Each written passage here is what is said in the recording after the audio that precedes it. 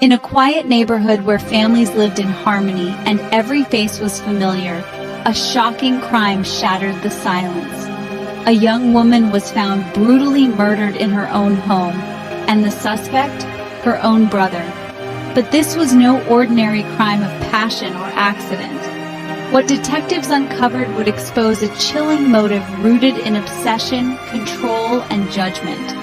This is the horrifying story of Anaya and Kabir Malik, a tale of love turned to rage and of a family torn apart by a deadly obsession with honor. On a cool Monday morning in Lucknow, India, neighbors grew concerned when 26-year-old Anaya Malik didn't respond to calls or answer her door. Anaya was known for being punctual. She worked as a fashion stylist and was always on schedule.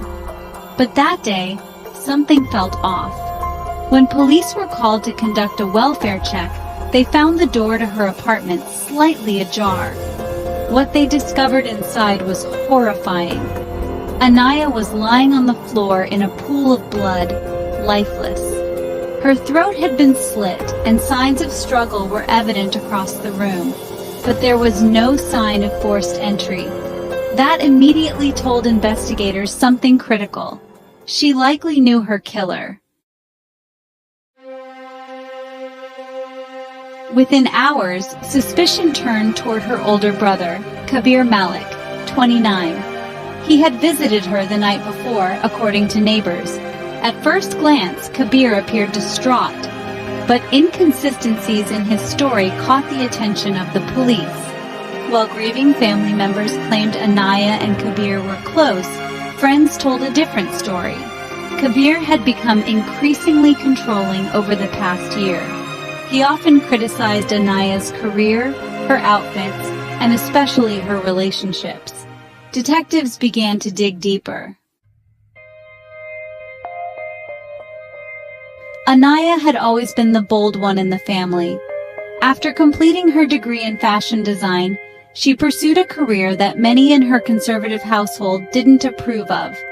She wore modern clothes, dated openly, and had even considered moving abroad. Kabir, on the other hand, was traditional and believed his sister's lifestyle brought shame to the family. He had argued with her numerous times, once even threatening to cut ties with her if she didn't change her ways. But no one expected that his anger would turn deadly. The motive. Kabir confessed to a friend that Anaya was planning to move in with her boyfriend, something he described as unacceptable. That night, he visited her under the pretense of making peace. According to the forensic report, Anaya was attacked from behind while she was making tea in the kitchen. The murder weapon?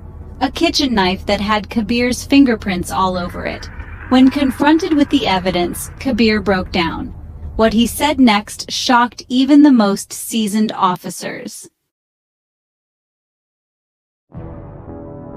"I didn't mean to do it at first," Kabir told investigators during interrogation, but she wouldn't listen.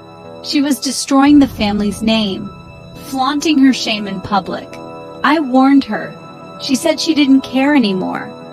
According to police records, Kabir said he lost control after a heated argument, but the calculated nature of the attack suggested otherwise. He had brought gloves. He had deleted CCTV footage from the building's hallway.